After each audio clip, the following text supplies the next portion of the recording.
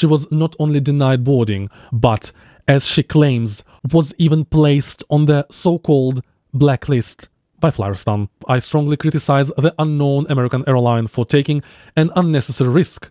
Why is it so important to keep emotionally unstable people off flights? Hi everyone, this is an Astana airline fan club channel. My name is German. Let's go.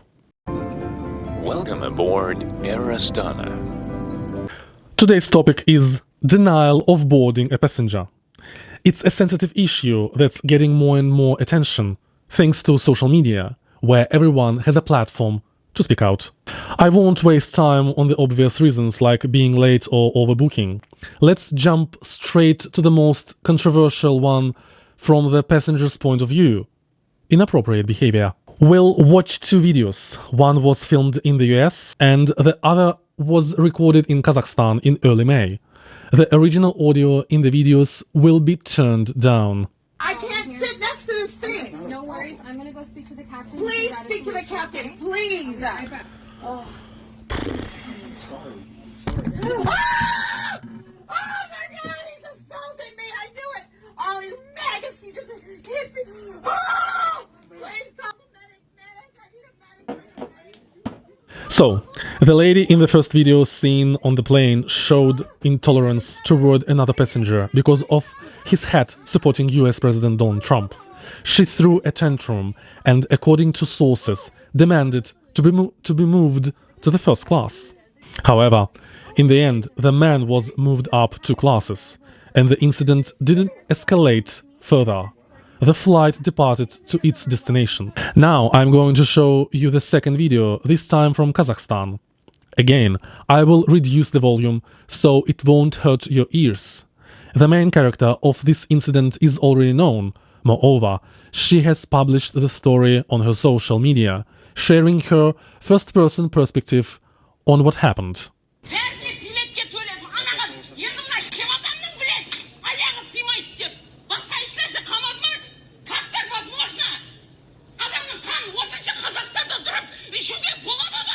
Before I begin, I'd like to apologize if I'll mispronounce the last name.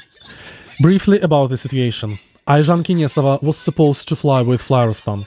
According to her, the luggage was paid for with extra weight allowance, but the airline's staff suggested her to take it as a carry-on, since it matched the cabin baggage criteria.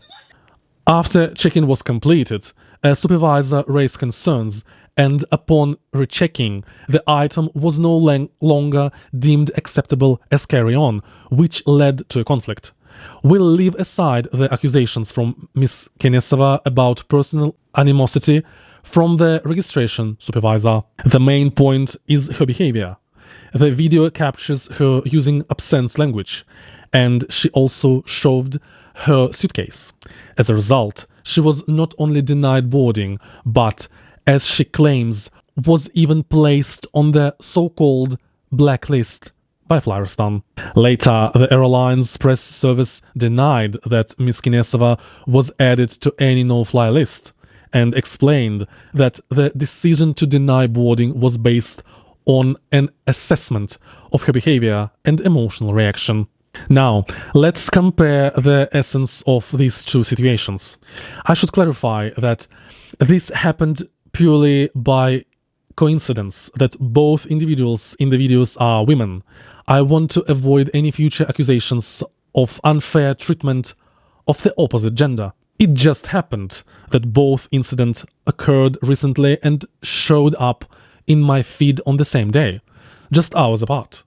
That's only reason they became the focus of this video. Men aren't saints either. After these two unpleasant incidents, the individuals involved ended up with very different outcomes. The first woman was allowed to fly, and the crew didn't detect in her behavior any potential risk. Whereas the second woman in Kazakhstan was denied boarding.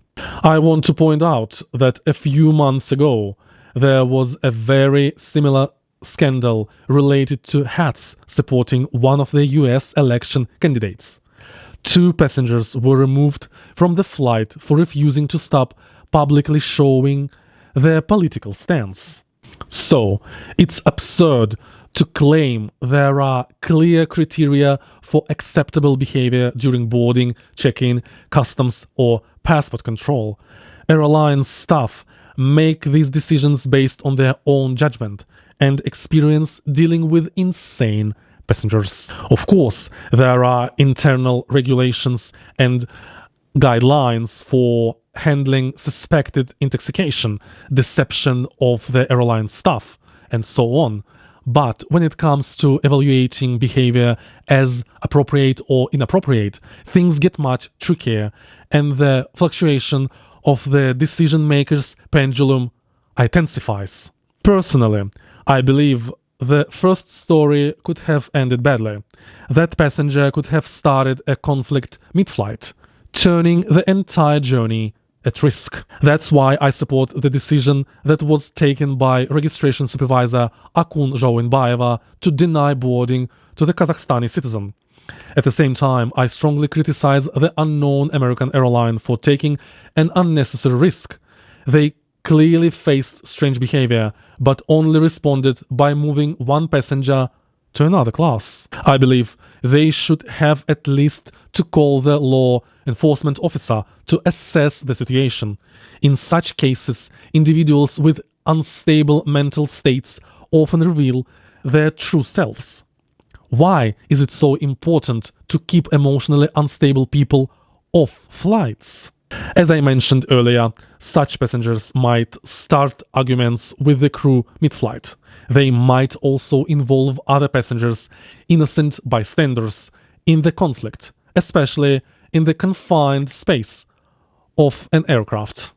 Flying is already a stressful event with added pressure on humans' health. That's why it's mandatory for cabin crew to go through medical exams regularly. Pressure changes during takeoff and landing can cause discomfort, and that's even more likely if a passenger is already under emotional stress before boarding. Moreover, there is such a thing as panic attacks. The risk of one increases if the person's hormone levels are already out of balance before takeoff. To sum up, denying boarding in the kinds of situations I presented in the videos is a justified and necessary action. But I can't say the same about being blacklisted. I believe stronger justification is needed for that. However, repeated manipulation attempts by passengers, like demanding to be upgraded to business class, claiming, "Do you know who I am?", refusing to sit near children, and so on, should lead to consequences.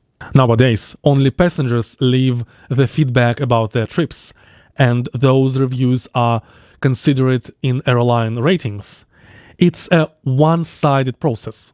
But with tools becoming more available, such as an artificial intelligence, I am confident that airlines will soon be able to analyze passengers' behavior and apply reasonable restrictions when needed.